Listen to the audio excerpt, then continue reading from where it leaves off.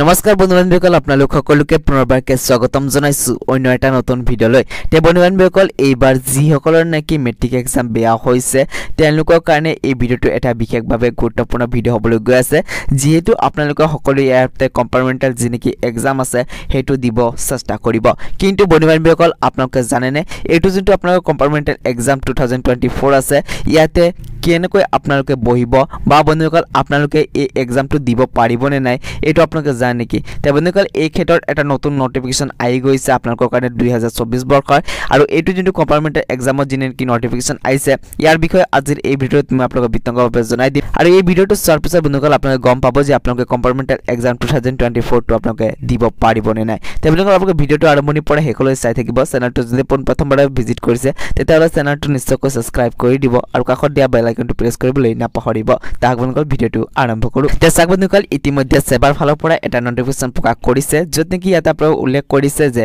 যদি আপোনালোকে ইয়াতে কম্পাৰ্টমেণ্টেল এক্সামটো দিব বিচাৰে তেতিয়াহ'লে কিন্তু আপোনালোকে ম্যাক্সিমাম 3টা সাবজেক্টত যদি বেয়া কৰিছে তেতিয়াহ'লে আপোনালোকে এই এক্সামটো দিব পাৰিব কিন্তু বন্ধুসকল যদি আপোনালোকে 3টাতকৈ ওপৰত বেছি সাবজেক্টৰ ইয়াতে যদি আপোনালোকে বেয়া কৰিছে তেতিয়াহ'লে কিন্তু আপোনালোকে এক্সামটো দিব নোৱাৰে মানে বন্ধুসকল এটা দুটা 3টা যদি আপোনাৰ সাবজেক্টত বেয়া কৰিছে তেতিয়াহ'লে আপোনালোকে এক্সামটো দিব পাৰিব কিন্তু যদি আপোনালোকে 4টা সাবজেক্টত বেয়া কৰিছে তেতিয়াহ'লে কিন্তু আপোনালোকে এই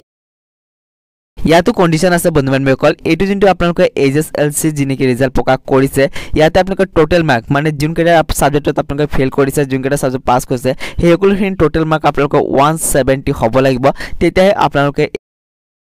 আৰু ইয়াতে কোৱা হৈছে বন্ধুসকল যদি আপোনালোকে এই কম্পাৰ্টমেণ্টেল এক্সামটো দিয়ে তাতে কিন্তু আপোনালোকে ইয়াতে 30% যি নেকি মাৰ্ক আছে হেতু কেৰি কৰিব লাগিব তেতিয়াহে আপোনালোকে এই এক্সামটো পাস কৰিব পাৰিব এটা চাওক বন্ধুসকল যদি আপোনালোকে এই এক্সামটো পাস কৰে তেতিয়াহ'লে এইটো যোনটো আপোনাৰ একাডেমিক ইয়াৰ আছে এই একাডেমিক ইয়াৰৰ জৰিয়তে আপোনালোকে যি নেকি এডমিশন আছে হেতু ল'ব পাৰিব মানে বন্ধুসকল এই বছৰতে আপোনালোকে এডমিশনটো ল'ব পাৰিব যদি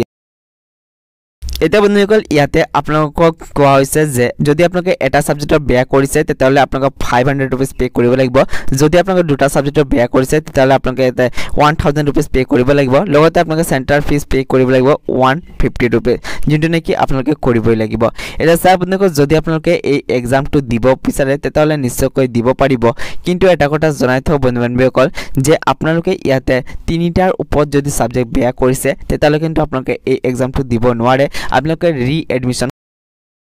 তে বন্ধুসকল এটো যোনটো কম্পাৰ্টমেণ্ট এক্সাম আছে এটো কেতিয়া অনুষ্ঠিত কৰা হ'ব ইয়াৰ বিষয়ে অতি সোনকালে আপডেট আহি যাব আৰু যেটা নেকি এই ৰেকৰ্ডিং আপডেটটো আহি যায় মই আপোনালোকক সকলোকে আগতে আমাৰ এই চেনেলৰ যোগেদি ভিডিঅটো আপলোড কৰি কিনি জনাই দিম এই কাৰণে বন্ধুসকল যদি আপোনালোকে এতিয়ালৈকে আমাৰ এই চেনেলটো সাবস্ক্ৰাইব কৰি ৰাখা নাই তেতিয়াহ'লে চেনেলটো নিশ্চয়কৈ সাবস্ক্ৰাইব কৰি দিব আৰু কাষত যে আপোনালোকে বেল আইকন আছে তাতে প্ৰেছ কৰি কিনি অল সিলেক্ট কৰি ৰাখিব তাক বন্ধুসকল আজিৰ এই ভিডিঅটো ইয়াতে সমাপ্ত কৰো